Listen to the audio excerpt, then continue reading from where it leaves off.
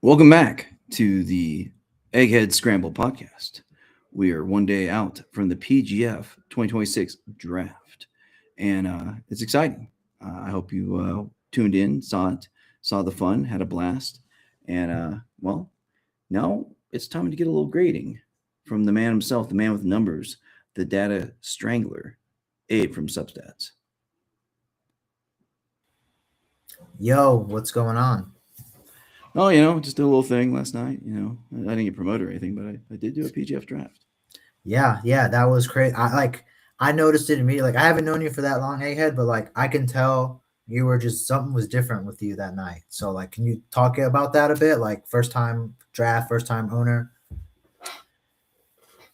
Sure. And I'll give you a preview that I will be revealing all of my draft strategy. I'll even give you my notes that I had ahead of time that will be available at the end of the show. But no, I think the commentary did a good job of capturing it. I mean, kind of time to put my money where my mouth was because I did the kind of the pseudo official pre-draft rankings for the PGF for a number of years, and I used to be doing your job, giving the draft grades. But this time it was okay. Those things like teachers, those who can't do teach, or maybe those who can't do commentate or comment, if you will. And now it's time to do it. So I don't know. It was pretty amazing. Had our coach Kenny Johnson on the couch there, and had the GM CJ Seagraves there, and it was a lot of fun. Had a lot. Pardon me. Yes. Everyone loves the dogs. Yeah, we have mini Bernie doodles at our house, but I'm here with the in-laws and they have the full size. So my Domino is now XL and it's Dylan.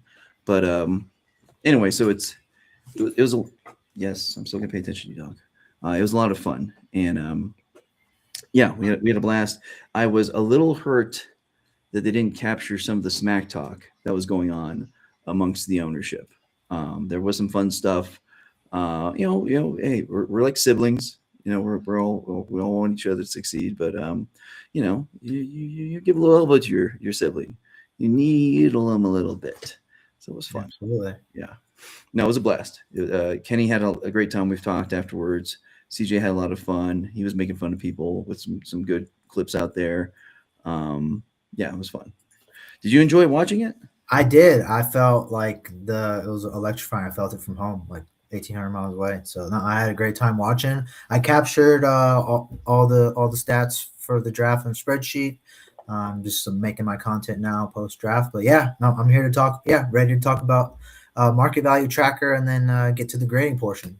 Okay, I was like, you better not still be working. We're live, brother. Yeah, no, I got it ready to go. All right. Game on. So I'll go through these real quick because we have sake of time. So you saw a version of this live or at moments during the draft, like every time someone was drafted. So what this was, it's an auction draft. So it's a value comparison, right? How did you spend based per grappler? Were you on market? Were you over the money, under the money, or are you just right? And then I had it track, all the teams, all their picks, their leftover revenue. And then how it basically works is, let me zoom in. Someone has 30,000 ceiling points. It's $100 a point, so their fair market value is 3,000. That was just the simplest way I came up with. But I'll show a couple of examples here. So, and please jump in whenever. But so I have a couple examples here, right? I'll show one example each. So Austin, he went number 2 in the draft, but he's the King spent the most on him out of any other player in the draft in total. So sure. His ceiling value was 6,300 points. I had the Kings saved 900. We'll go down to Travis Haven. Now Travis Haven was the first player to come out, or first grappler to come out, and immediately you jumped in and said 3,000. I don't know if you're playing like some Jedi mind tricks, but that was awesome. And he went, my man. Yeah, and he went for 5,100. The Twisters saved 600. Hold on a second. Let's go back to Aranda real quick. Aranda, yes, sir. So here's my question of if his fair market value is 6,300, so you're leaving yourself 2,700 if you paid fair market value, 2,700 to put together two other guys, so you would have like one at minimum 1,000 for one guy, and then you have 1,700 for the next. Yeah. So I that's mean, basically what this shows you. okay, that just seems like. I mean, granted, it's good on them to get them for only 5,400 then, but and yeah, I'm sorry, just keep going. It just seems like a lot. Yeah. No, this is just based on the pre-draft analysis I did. Definitely be a little bit more different next year. Yeah. But yeah, that's just the estimation. All right, Then keep going. wasn't too far off. Sorry, let's go down. Let's talk about Jaden Groner.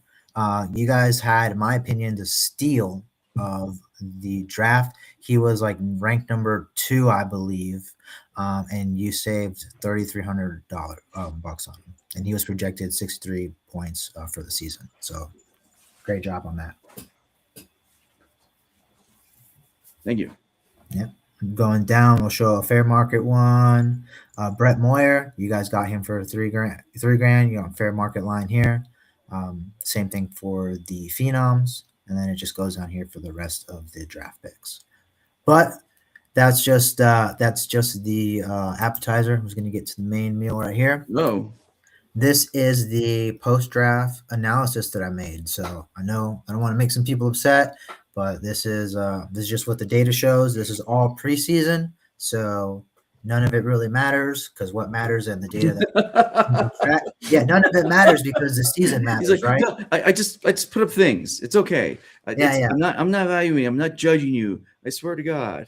Yeah. So, but the data that is going to really matter is when the season starts. So this is all Okay. just estimations and all that, but Hey still man, fun. as one of the owners, I got some feelings about those grades, but okay. Yeah. So we'll go down. Where did I have the order? I have it down here. So we got the Kings. I'm sorry, the Twisters are first, Colorado's, Kings in third place, and the Phenoms are last. So A minus, B plus, and 2B. Oh, yeah, well, I mean, you're already there, brother. I swear, I'm gonna get you a fidget spinner. You should. Or one of those little things, just so you can just like keep. Okay, so zoom in a bit. Again, Sorry, some of us are older than you. I'm just excited right now. Okay, I got it. All right. So just give me. I mean, you gave us the bottom line up front, so do it. I mean, you got the coaching notes. So what? Or I guess break this part down for us because you got it right there. Yeah. Stop. So stop it. No. Below is Okay. more detail. So that's Okay. Then fine. Go ahead. Yeah. So here's all the draft storylines that I came up with. Not going to read exactly verbatim, but the Twisters, they got a grade of A minus because they have a power rating of 5.290. They actually saved a pretty good amount in the draft as well. So they got some of the best steals. Down right here, we have the alternate. I will say this. Yep. They did like lean over to me after Travis Haven, like, dude, you messed up. We would have paid so much more. And I'm like, okay, I can't do the one player strategy. I mean, good on like, hey, Twisters, Abe is saying you were right. So congrats. Continue. Yeah. No, and there's a lot of different points we can go to. So I have a breakdown here of the alternate deep dive because Okay. I wanted to factor in the alternates and how much everybody spent on the draft. And here is a little locked roster impact. So I see it as a couple of different ways happen.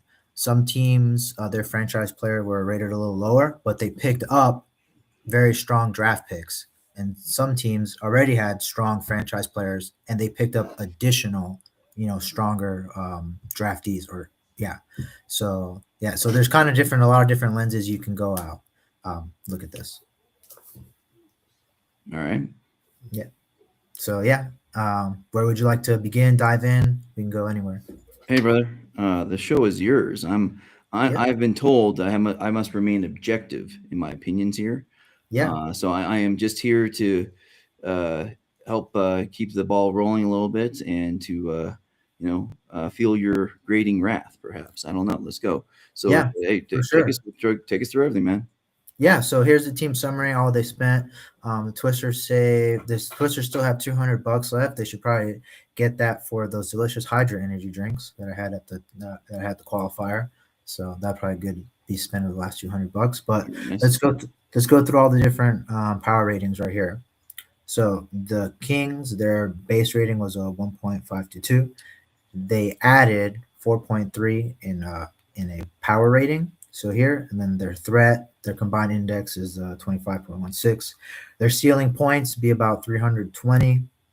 They're 74% of the strength of the 100 ranked team, and they spent $0. They got a grade of B minus. And then here's a little bit of draft philosophy that I had the agent make up. So it's I'd say they're a choke heavy lineup, 4-7 specialists.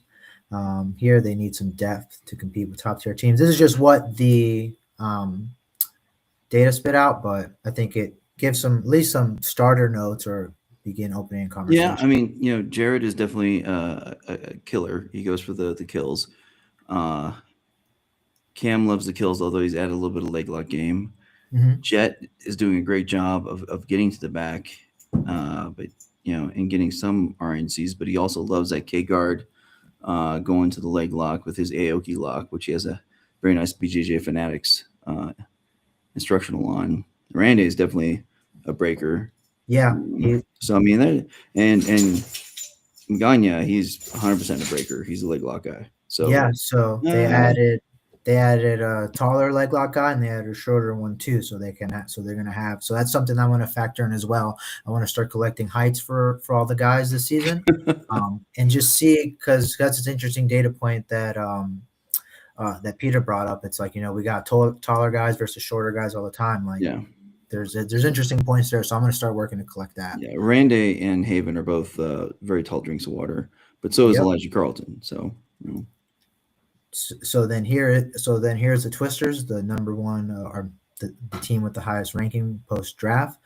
They potential to score 368 points this season. Mm-hmm. They got an A minus. They're the strongest team, and this is a team that had like a legend of the PGF, Elijah Carlton, and they added 2 undefeated qualifier winners that have very low submission. And don't be sleeping on Kevin Buring up there at the first spot. Come on. Yeah, absolutely as well. And the fact that Kevin Buring and Elijah Carlton are both going to be coached by their actual coach, Sean Applegate, that makes them very dangerous.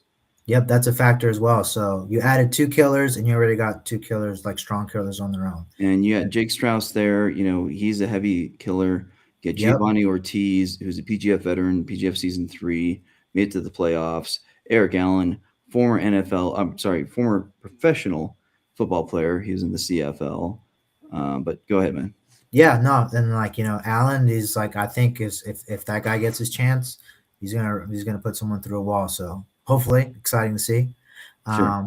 Now let's go to the phenoms right here. They got Raphael Monster, Cocho Monster. Well, scroll up a little bit because you didn't talk about the other factors, because they have a ceiling, right? And you have a grade, and what's up there? Yeah, so based on the points that I have now, they're only going to have projected 264 points. That's just what the data says. Definitely could be wrong. Hope it's wrong. That's 44 points less than the team on the right. Yep, next to the Colorado Wolverines. Math, man, just saying. No, I just noticed things. Sorry, go ahead.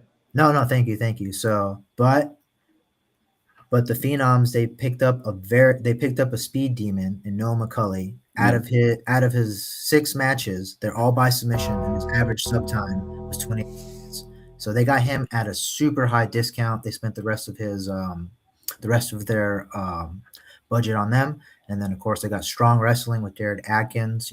Got a great who will most likely get some kills, most likely guillotine or front headlock. They added Kyle Chambers for depth and experience. He's fighting back at his weight class. And then this is Sean Melanson, very, very proven record outside PGF, but he's going to be very exciting this season. Now, I'll tell you, I had the same strategy in case my actual strategy did not work. I'll give you a little moose bouche. If I did not get the guys I wanted, I was going to save money and just walk everyone until Noah McCulley. That was one of my branch plans, to see what happened, etc. So go ahead. Yeah, no, Noah McCulley, he's definitely going to get some breaks, some 4-point breaks this season. Now, talk about the Colorado Wolverines. Started It's a moral imperative, my friend. It has to happen. You also have a very high net impact from where you started to where you guys are at now. Your strength is 89% of the twisters. Looking to get about 308 points this season projected. And you guys got top rated draft picks for over 50% off. You got Sam right here, and then you also He could got win it all. what's that? Sam? I Yep. really think Sam could win it all. And then you also got Brett Moyer, which is so you guys added two big leg lockers, and then Sam, who's good everywhere, but also has really strong wrestling. And then in the reserves, you also got a fast guy as well. Out of Squire's two qualifiers, I think his average time was like 52 seconds or something. I don't remember how many matches he won, but his average sometimes pretty slow. So again, like JB said, I just want to throw it out there. They definitely need to add mics to each owner next time. And they could cut those. They could, they can sound mix it out later, if they want. But I mean, the chat was fun. The banter, it was a blast. It was fun. Go ahead. Yeah, no, and then just rounding it out just gives us more draft philosophy for each team right here. And here's some strategy insights right here. So Twisters, they lead the threat score. They have high ceiling points. They have $200 left for those delicious Hydra energy drinks. Las Vegas Kings, they're definitely coming with a lot more kills than the other teams, but still have breakers is there as well. And Twisters, pretty much almost everyone on their squad specializes on a break under a minute. Phenom's got a speed demon with breaks, and the Wolverines, you guys are going break heavy approach. Here, and I'll tell you right now, I told him, get the sub. I don't care how. If you can get a break within a minute, do it. So they're empowered. Go ahead. And here, this is what I thought would be fun to show and we could do this live. So because I don't want this to be the final, this is what Subset says. Maybe ask some people in the chat, or what do you think, Egghead? Which one of these teams do you think I should drag around, in your opinion, considering data, tangibles, and the intangibles? I'm not allowed to be non-objective. I mean, gotcha. On the draft alone, or you mean after the draft? After the draft, like where do you think seem? Okay, so here's the thing. Obviously, I think I have the best team. Let's just put that aside. So put me fourth. Put my team fourth. Just for the hell of it. Okay, so who do I think has the best teams that I'm facing? I mean, I'll be on the couches, man. I mean, my team's doing the work. We're just making sure they have the stuff. I honestly think the Twisters are the top. Obviously, as you said, coming out along with Elijah Carlton, Kevin Buring, two very dangerous people, lots of experience in the PGF. They got their coach, Sean Applegate, who's amazing on the sidelines, and also for looking at tape and strategy. Those three alone, that's a really strong starting group. Then you add Travis Haven, great counter leg locking, good leg locking, tall drink of water, good guy. You got, man, Isaac's gonna love this. Maybe TV dinner is Rudy there. Anthony Parker Salisbury. And then you got Darce Daddy. So they actually had a guy that's actually specialized in kills, and he's a wild man. So yeah, they're dangerous as hell. Las Vegas Kings, after everything's said and done, should be second.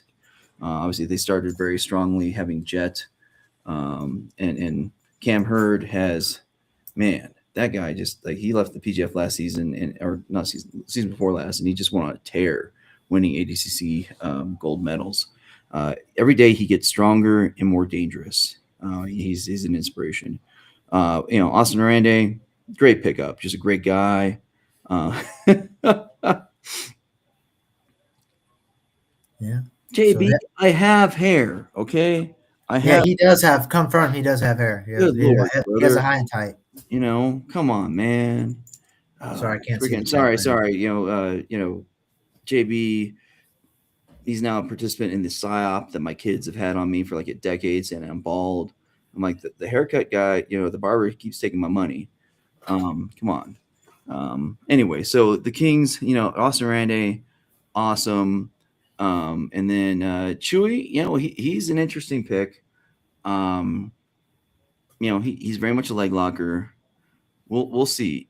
He is, like you said, the height thing is kind of interesting because he's a very much shorter leg locker. I I think the longer ones, um, yeah, I think that'll be interesting. He was not high on my board, but then no McCulley, no, he didn't get no McCulley. They got Jared Fagete. Pardon me. I mean, Jesus, you got the Thing and the Hulk on the same team. What are you doing over there? Between Cam Hurd and Jared Fagete, Jared, amazing wrestler. He loves to get to the back, loves the kills, and I believe in him. So I mean, they're a dangerous group for sure. The Phenoms, I mean, they're pardon me, but like Derek Rayfield obviously came out and just made his presence felt, both as a character and individual, but also like with a solid, insanely good jiu-jitsu. I mean, he was like on EBI like 4 as a 12-year-old or something. He's been doing this stuff forever, and he's a lot of fun to watch. We'll be talking smack with him, but credits where credit due, etc. Andrew Cockle, I mean, that's the thing. He's like he's kind of that unknown. He's had so many matches and he just competes all the time. I mean, he's a super vet of just pure competition. That's a skill all its own. I've seen lots of great tape on him. But the same thing. He's kind of stayed in the Northeast regional circuit. So I'm very interested in that, and that'll like be a big part of like how the Phenoms do is like how when they're captains. Cockle does. I mean, he comes out and he starts like just smoking people. That's going to set the tone for the Phenoms and going to give them some serious momentum. And then Sean Mellinson. I love his attitude. I love his authenticity. We'll see how he is. Again, haven't seen him on the national stage for a bit, but man, the first time he gets somebody in air jail, good Lord, that's going to go viral. But also just like he's going to be clowning people with that. If he does it, it'd be great. And then who are their last picks?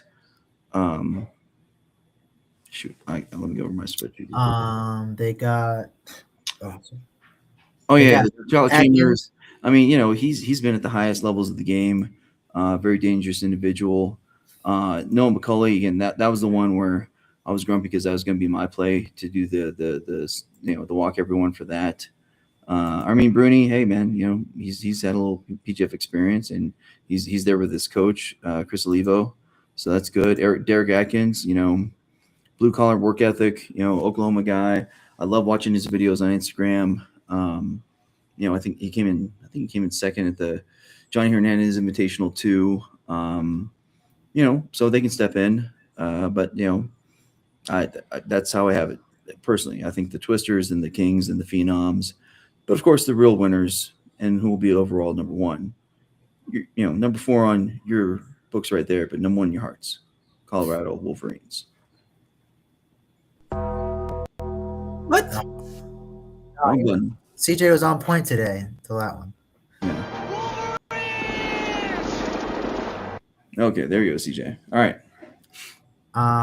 But yeah, no, that finishes up here, and then got all this I explained earlier. But then here we got the alternate board, case someone needs to be pulled from the benches.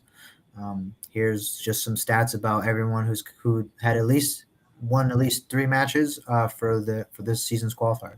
Now, Ramey, he did the Twisters and he did the Phenoms, right? One of those combinations, yes. Okay, and Bova did the Phenoms, and then Las Vegas, I saw him. Yep. And that's one of the reasons I picked, I thought Groner was so good, because Bova was giving people problems the Las Vegas qualifier.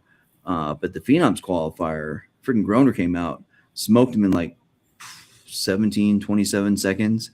The first match, and it took him like just over a minute, the second one. So didn't quite get the elbow genie points. Still love you, Jonathan Roberts, but you should have been in this season instead of doing your bouldering. But yeah, no, that's it. Back to you. Well, I mean, just short and sweet. So, pardon my thing lost house. I got some lighting issues here. Hey, there we go. It's not quite as harsh. Okay, so Well, I told you all I would give you full Monty, the full Monty, my strategy. And Abe was, give him picked behind the curtain ahead of time, because hey, going forward after the draft, Abe is pure stats guy. He is neutral. He is Switzerland. He's a man of the people. But I have been helping him a bit, getting him trained up and getting him ready for the season. So we talk a little shop, a little numbers type of stuff. Oh, come on, show him the shirt. Oh, this is I need to like switch my logo and stuff, but this is just a shirt I wore in Vegas. Yeah, no, it's still pretty dang cool. Yeah. I like it a lot.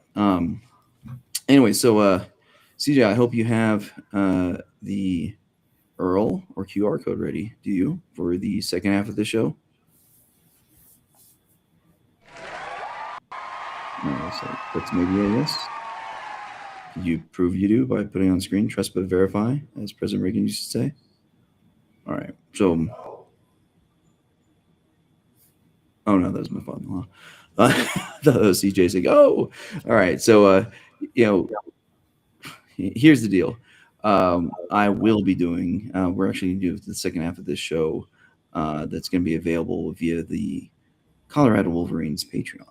So go to coloradowolverines.com and sign up for the Patreon, and you'll get to see the second half of the show where I will walk you through exactly how things went. I use my strategy going forward, going into the draft, how things went, and kind of our reactions to it. So we're going to give you, again, the full Monty, pull the curtain back view of the draft from the viewpoint of a franchise owner. So, well, I don't really need to say goodbye to you because we're going to do a second half here, but I'll still sign off with everyone. CJ, do you got the QR code or Earl for the Colorado Wolverines? Well, you could do the Patreon or you could do the main site. I'll take either one.